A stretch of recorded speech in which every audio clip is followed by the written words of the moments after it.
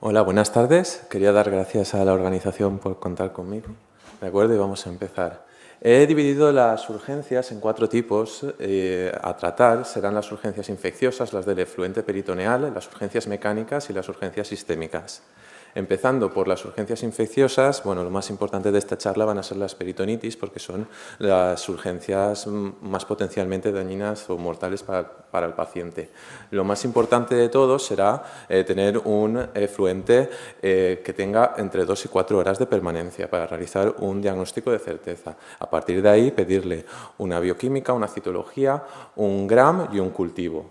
Y de ahí debe de cumplir 2 de los 3 criterios siguientes: criterio clínico, criterio citológico y criterio bacteriológico. La clínica que presentan estos pacientes es pues, la de un dolor abdominal, alteraciones gastrointestinales, un síndrome febril, tóxico, con líquido turbio.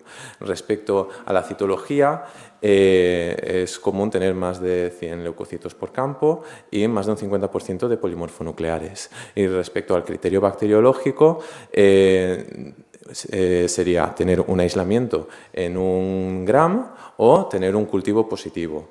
A tener en cuenta que el no tener un aislamiento de un GRAM no condiciona que después el cultivo vaya a ser negativo, o que el aislamiento de un GRAM positivo o de un GRAM negativo no implique también tener un cultivo con el otro tipo de GRAM. Estos son los diferentes tipos de efluentes turbios que nos podemos encontrar, a tener en cuenta de que se definen como aquellos que no permiten leer a través de ellos. Entonces, bueno, he dividido un poco lo que debe realizarse, lo que no debe realizarse, lo que podría realizarse. Debe realizarse, en primer lugar, valoración del orificio y del túnel, cómo está el orificio y si hay supuración.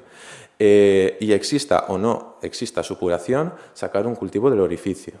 Y además, para valorar el túnel, solicitar una ecografía abdominal para valorar tunelitis o abscesos tanto en el túnel como en la pared abdominal.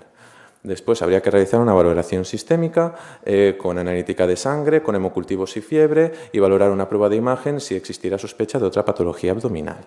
Además de ello, habría que valorar si el paciente requiere de ingreso o no. Requeriría ingreso si hubiera alguna causa sobreañadida, como una inmunosupresión, tunelitis o absceso, patología abdominal de base o riesgo de no adherencia en domicilio. Si no, podría tener un seguimiento ambulatorio cada 48-72 horas. Y respecto a la antibioterapia, es muy importante que preferentemente sea intraperitoneal, debe iniciarse lo antes posible y de forma empírica deben de tratarse GRAM positivos y GRAM negativos independientemente del resultado del GRAM, como he dicho anteriormente, teniendo en cuenta microorganismos históricos del paciente y además resistencias del centro. Además, se debe de asociar antifúngico oral profiláctico y se recomienda monitorizar niveles intraperitoneales si se utilizara vancomicina o gentamicina. ¿Y qué tipo de antibioterapia empírica se recomienda?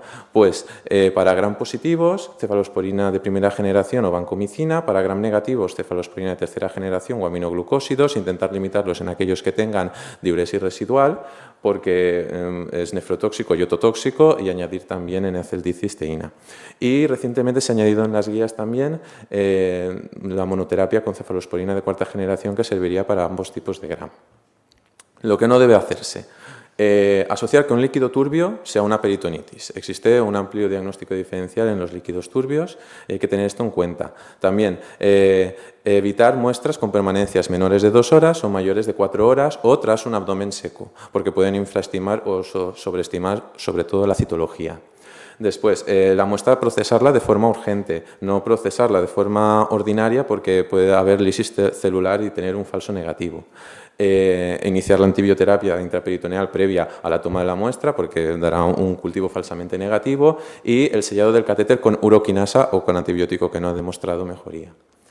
¿Y qué es lo que puede hacerse? Bueno, en caso de que el líquido peritoneal sea un líquido turbio y haya un dolor intenso, se pueden valorar lavados peritoneales.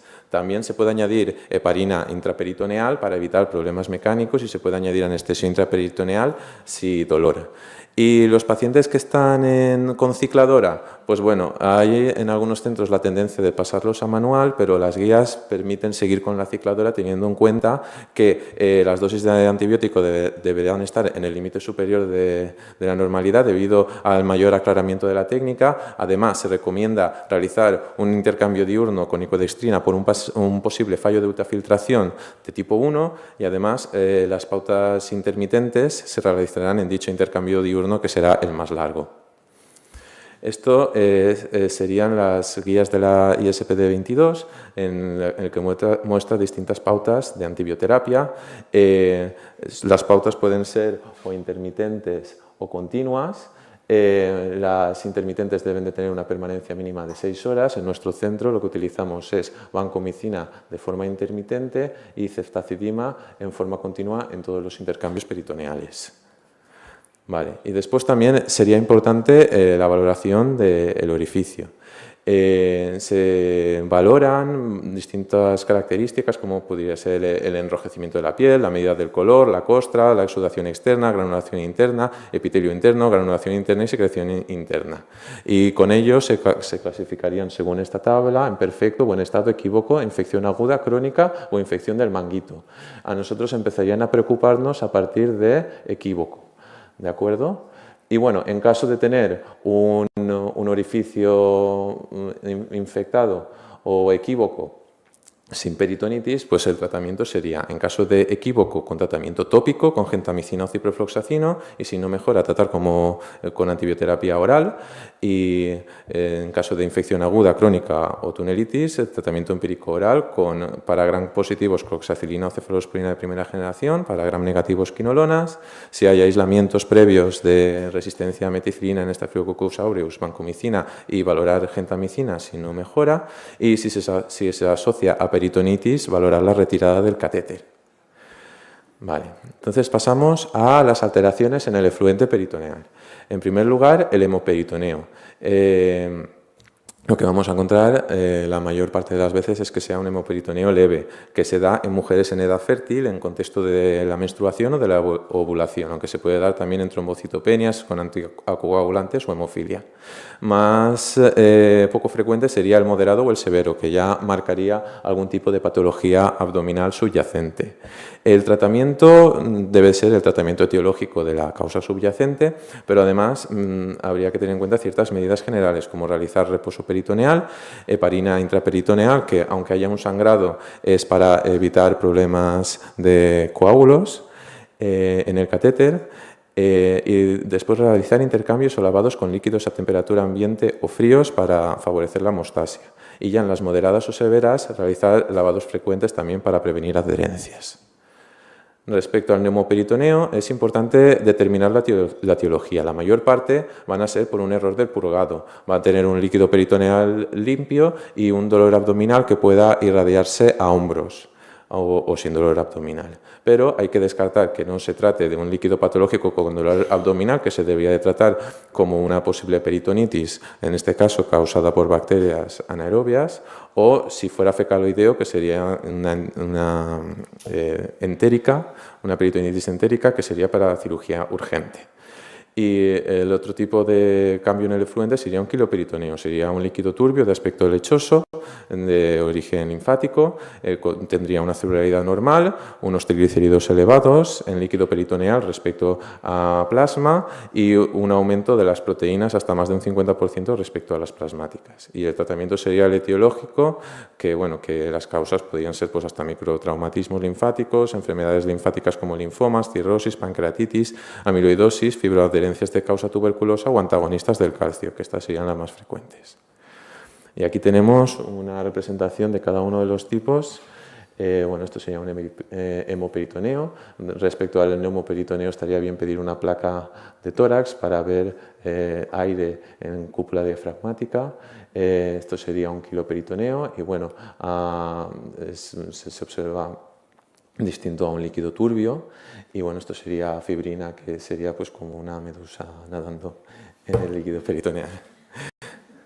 Vale, respecto a las urgencias mecánicas, las principales son las hernias. Se dan hasta un 10 o un 25 en los pacientes. Las causas pues, son aumentos de la presión intraperitoneal o defectos de la pared. La localización más frecuente pues, son las de la población habitual, gonadales directas e indirectas, umbilicales, epigástricas e incisionales, y se debe realizar un diagnóstico diferencial con hematomas, seromas, abscesos y fugas. Se debe de solicitar una ecografía de inicio, y si nos genera alguna duda también se puede solicitar un TAC con contraste intraperitoneal o una gammagrafía. Y se debe de descartar, en este caso, que se trate de una hernia encarcelada, porque sería la indicación de cirugía urgente. Y aprovecho para explicar, en caso de una cirugía, sea urgente, que nos puede pasar en la guardia, que hay que hacer, que sería el drenaje completo del líquido peritoneal, dejar al paciente en reposo peritoneal, que si el paciente conserva función renal residual, se puede suspender la diálisis peritoneal durante 2 semanas con control metabólico estricto y después reiniciar con volúmenes bajos, y si no conserva nada de función renal, transferir a hemodiálisis de 2 a 4 semanas. Y después también reiniciar con volúmenes bajos para favorecer una adecuada cicatrización. Y en caso de tratamiento conservador, me refiero a aplazar la cirugía y realizarla de forma programada, pues reducir volumen de infusión y valorar pasar a automatizada. Y bueno, esto sería una ecografía de una hernia periumbilical en el que se ve un saco herniario a través de los rectos. Vale. Después, otras urgencias mecánicas serían las fugas, que pueden ser pericatéter de pared abdominal genitales. Son más frecuentes al inicio de la técnica, la etiología es similar a las hernias, y la clínica sería de un edema subcutáneo, en caso de ser pericatéter o abdominales de pared abdominal, y si no, labios mayores hidrocele, y puede acompañarse de una disminución del volumen de drenaje. El diagnóstico sería un TAC con contraste intraperitoneal o una gammagrafía. Y bueno, esto sería un TAC con contraste intraperitoneal en el que se ve una hernia derecha y una hernia izquierda, que esta hernia izquierda sí que se ve como tiene una fuga a escroto. Vale, entonces el tratamiento en este caso, ¿qué sería? Pues nuevamente un reposo peritoneal, y se le da un margen para ver si se resuelve de forma espontánea. En caso de que no se resuelva, sería pasarlo a hemodiálisis durante 4 a 6 semanas para ver si de esta forma se resuelve de forma espontánea, y si no, corrección quirúrgica. Y después, respecto al hidrotórax, encontraríamos un paciente con un derrame pleural, que sería por comunicación pleuroperitoneal. Puede cursar de forma sintomática o hasta producir una intensa disnea, tos y dolor torácico. Y en este caso empeoraría la sintomatología con las soluciones hipertónicas. Sería importante diferenciarlo de un fallo de ultrafiltración, en el que también se observaría que aunque se aumentan las tonicidades, se persistiría dicho hidrotórax. El diagnóstico diferencial sería una toracocentesis con un trasudado con glucosa mayor de 50, y si generara dudas se podría realizar una gammagrafía. Y el tratamiento sería un descanso peritoneal de 2 a 6 semanas, y si no se resuelve espontáneamente, valorar una pleurodesis o reparación quirúrgica. Y bueno, aquí tendríamos una imagen en la que observaríamos aquí una gammagrafía en la que efectivamente hay radioisopo a nivel de pulmón. Entonces, ¿qué es lo habitual que nos pueden también comentar en las guardias? Una malfunción del catéter peritoneal, que puede ser principalmente por 3 causas asociadas. Malposición o acotamiento, por estreñimiento, mala colocación o migración, que habría que pedir una radiografía abdominal posterior anterior y lateral de abdomen. En este caso, esta radiografía sería normal, en la que se observa el catéter autoposicionante en fondo de saco retrovesical, y el tratamiento serían laxantes. En caso de que no mejorara con laxantes, se podría probar con maniobra alfa, sobre todo aquellos centros que tienen experiencia en esta técnica, que no son todos, y si no, valorar realizar la laparoscopia para colocarlo adecuadamente. Después, otra de las causas sería la obstrucción por fibrina o por coágulos. El diagnóstico sería por visualización directa, pero también se podría solicitar una peritoneografía, que lo que se visualizaría es que en la punta del catéter no pasaría el contraste, se pasaría únicamente por los agujeritos previos. El tratamiento sería sellados con heparina y, de no funcionar, sellados con uroquinasa. Y también el atrapamiento por epiplón. En este caso, el diagnóstico sería que el paciente se puede infundir, pero tiene dificultad para el drenaje, y habría que pedir un TAC abdominal para descartarlo, y el tratamiento sería laparoscópico. Y este sería pues, un catéter migrado, en este caso, a hipocondrio derecho. Vale. Después, algo muy importante es el dolor en DP, que según el tipo de dolor nos puede orientar a una etiología u otra. Si es un dolor en la infusión, pensaríamos en el tipo de líquido. Los líquidos convencionales con altos productos de la degradación de glucosa, bajo pH y lactato son los que más frecuentemente producen esto, aunque también puede aparecer con glucosas hipertónicas y con otros líquidos biocompatibles. También puede haber dolor en el drenado, en este caso sería sobre todo al final del drenaje por efecto vacío y peor en aquellos que están con cicladora. Y bueno, el tratamiento en este caso sería abortar el drenaje e infundir el siguiente ciclo, dejar una pausa con Tidal y regular la velocidad del drenaje. E incluso puede ser doloroso que requiera de anestésico intraperitoneal. Y después también tendríamos el dolor relacionado con aumento de la presión intraperitoneal, que la solución sería pues, etiológica para reflujo gastroesofágico, hemorroides, prolapsos, hernias, etc. Pero bueno, también podríamos reducir los volúmenes de infusión. También otro tipo de dolor sería la lumbalgia, que puede presentar relacionado con el peso y con una corrección lordótica del paciente, que la solución sería pasar automatizada, dejando el día seco para que no tenga que aguantar todo el día con este peso. También dolor irradiado a hombros, que sería por irritación diafragmática, por entrada de aire. Normalmente suele ser por un mal purgado de la técnica, pero a descartar peritonitis, como hemos comentado anteriormente. Y también dolores relacionados con la implantación. Lo normal es que curse con un dolor postquirúrgico que dura varios días, relacionado con la inflamación local, pero bueno, si se ha realizado un procedimiento laparoscópico también puede ser dolor por la formación del neuroperitoneo que se tiene que reabsorber. También puede ser un dolor perineal anal referido, sobre todo en pacientes autoposicionantes, y habría que vigilar una perforación de víscera hueca con vigilancia de reactantes. Y después, pasando al bloque de urgencias sistémicas, comentar el balance de líquidos. Habitualmente se suele asociar un estado congestivo en los pacientes en diálisis peritoneal con un fallo de ultrafiltración, pero hay que tener en cuenta que hay otras causas no relacionadas con la membrana peritoneal, ya sea un incumplimiento de la prescripción, un esquema de diálisis inadecuado, una abundante ingesta hidrosalina, una pérdida de la función renal residual o una insuficiencia cardíaca descompensada. Si no, pues sí que se trataría de un fallo de ultrafiltración. ¿Y qué es lo que tenemos que hacer para diferenciarlos? Bueno, revisar el último TEP que se ha realizado con glucosa hipertónica y ver cómo era la ultrafiltración a las 4 horas. Si era mayor de 400 mililitros, se descarta alteración de la función de la membrana peritoneal y, por tanto, habría que pensar en las causas no relacionadas. Entonces, el tratamiento puede ser etiológico, con restricción hidrosalina, con furosemida intravenosa y con optimización de la pauta de diálisis, evitando permanencias prolongadas con baja concentración de glucosa. Si está en continua ambulatoria, aumentar tonicidades y números de intercambio y dejar con icodextrina nocturna, y si está con automatizada, dejar el día húmedo con icodextrina. En caso de que se trate de un fallo de ultrafiltración que acabamos de ver con el test de equilibrio peritoneal, pues habría que valorar el tipo de transporte que tiene este paciente. Se define como fallo de ultrafiltración tipo 1, que ocurre en aquellos altos transportadores. Lo que ocurre es que, aunque se infunda con alta tonicidad, se reabsorbe con la glucosa con facilidad y, por tanto, no hay este desbalance para producir una ultrafiltración eficaz. Puede ser desde el inicio de la diálisis, puede ser que se vaya desarrollando progresivamente tras peritonitis o soluciones hipertónicas, o puede ser en el mismo contexto de una peritonitis que haya aumento de la permeabilidad reversible. Y el tratamiento sería aumentar la ultrafiltración vía acuaporinas, acortando permanencias, incluso pasando a automatizada, evitando soluciones hipertónicas, y aumentar la ultrafiltración vía no acuaporinas, que esto sería con icodextrina en permanencia larga. Después, los fallos de ultrafiltración en bajos transportadores, en aquellos que tienen un DP de creatinina menor de 0,49, y en ellos habría que valorar adherencias o peritonitis esclerosante avanzada y, bueno, mantener en diálisis peritoneal si la diuresis residual es suficiente, pero si no, habría que pasarlo ya directamente a hemodiálisis.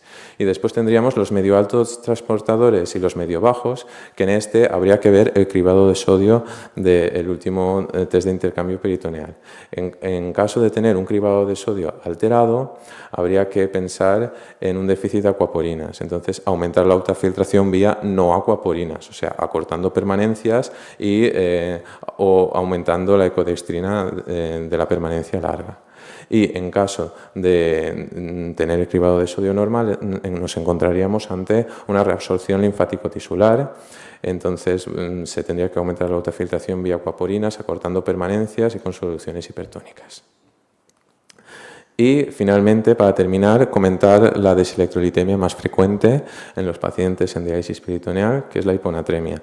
En ellos tenemos una función renal residual y los algoritmos normales se basan en el sodio urinario, que en este caso no sería muy valorable. Por tanto, la valoración se tiene que realizar mediante bioimpedanciometría.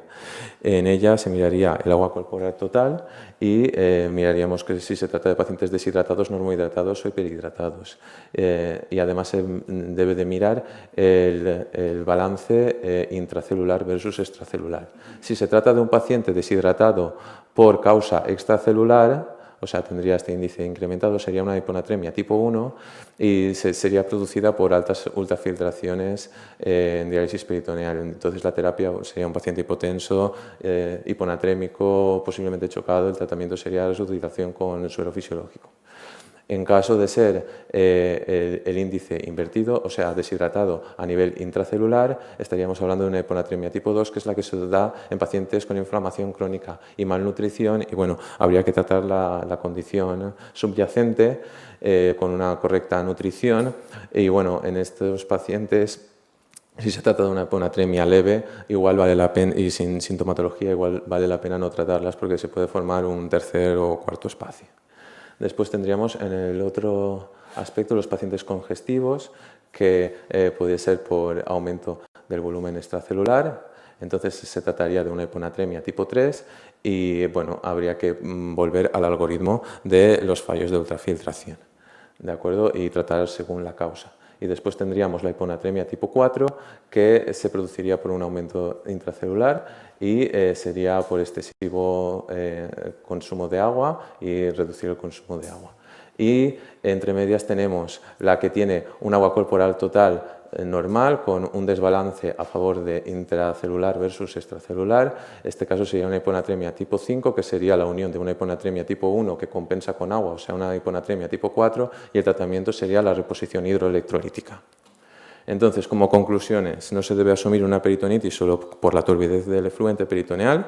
Una peritonitis se debe tratar con antibioterapia empírica para gram positivos y negativos, independientemente del resultado del gram. Las hernias mejoran sintomáticamente con descenso de volúmenes y con día seco. Para las fugas e hidrotórax dejamos reposo peritoneal como primera opción antes de valorar medidas invasivas. Ante una malfunción del catéter solicitaremos radiografía abdominal para valorar malposición susceptible de mejorar con laxantes, y en estados congestivos no se debe de asumir de primeras un fallo de ultrafiltración sin ver un test de equilibrio peritoneal modificado, y para el manejo de las hiponatremias se recomienda la impedanciometría. Esta es la bibliografía que he consultado y ya está. Muchas gracias.